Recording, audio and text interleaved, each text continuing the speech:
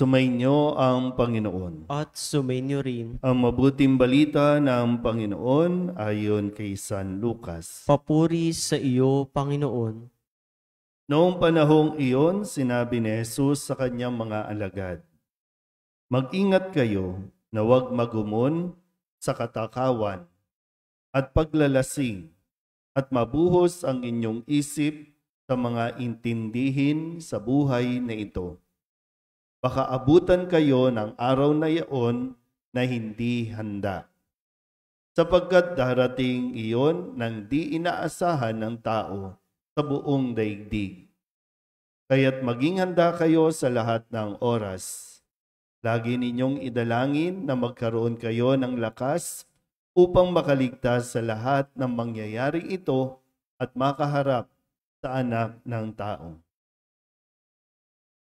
Ang mabuting balita ng Panginoon. Pinupuri ka namin, Panginoong Hesukristo. Umupo po ang lahat. Isang magandang umaga po sa inyong lahat. Tayo po ay nasa huling araw, pinakahuling araw, araw ng Sabado para sa tinatawag nating karaniwang panahon at sa kalendaryo, panliturhiya ng simbahan ay ito na po yung pinakahuli. Dahil mamaya, tatawid na tayo sa pagsisimula ng bago pong kalendaryo na pinasisimulan na tinatawag nating panahon ng Adbyento. Para lang sa kaalaman natin, no, mayroon 3 cycle. Cycle A, B, and C. Sa kasalukuyan, nasa cycle A tayo. So, mamaya, o pagsimula ng unang linggo ng Adbyento, papasok tayo sa cycle B.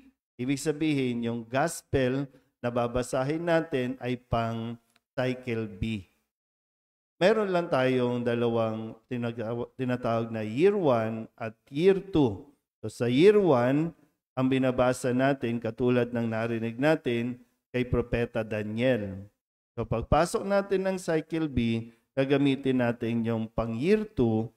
Ang babasahin at maririnig ninyo sa susunod na taon ay aklat naman ng pahayag. Kaya kung makakapagsimba ka araw-araw, more or less, kung hindi ka nagbabasa ng Biblia, nakikinig ka ng mabuti sa bawat pagbasa sa tuwing dumadalo ng misa, malalaman mo na ang buong kwento, buong kasaysayan ng kaligtasan natin na naisulat sa Biblia. Ina po.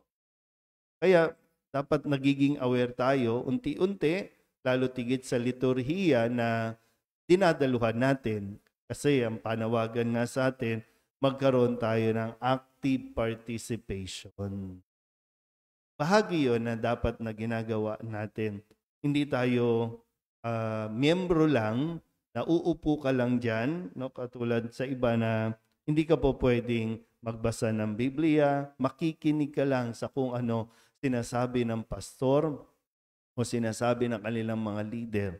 Atin, malaya para mas may kalayaan, para mas malaki ang tsansa na mas mapalalim natin ang ating pananampalataya. Dahil ang kaligtasan natin ay nakasalalay sa kung paano tayo nananalig, kung paano natin nikilala at tinatanggap si Kristo bilang tagapagligtas. Kaya sa huling araw na ito, pakinggan natin muli at balikan ang mga huling mga sinabi ni Kristo sa atin sa buong linggong ito. Nung Lunes, sinabi sa atin ni Kristo sa pamamagitan po ng pagbibigay halimbawa doon sa isang babaeng balo.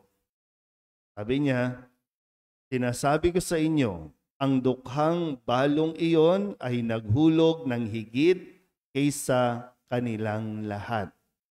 Maalala niyo po, mayroon tayong tithing. Yung iba ang tawag pledge.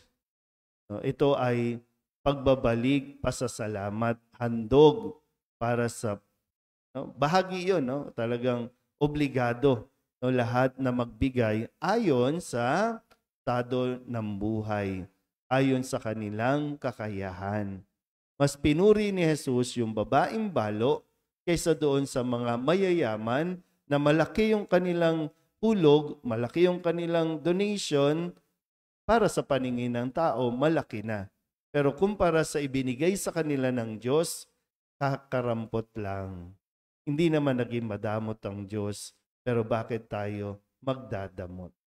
So, tingnan natin kung paano ba tayo nagbibigay para sa alay natin bilang pasasalamat sa Diyos. Ginaw? Okay.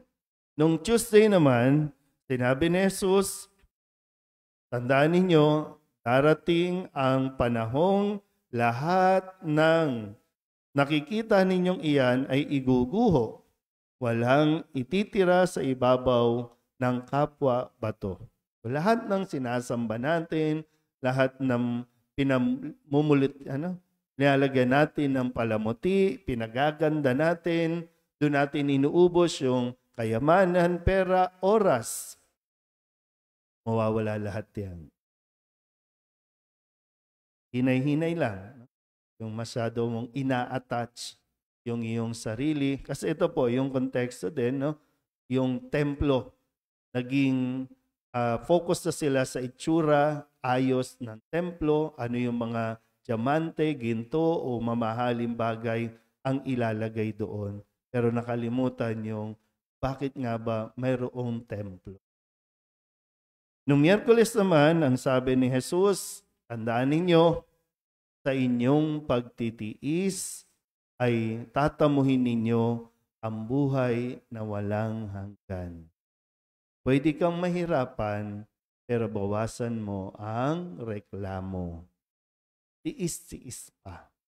Hanggang kailan? Tiis lang.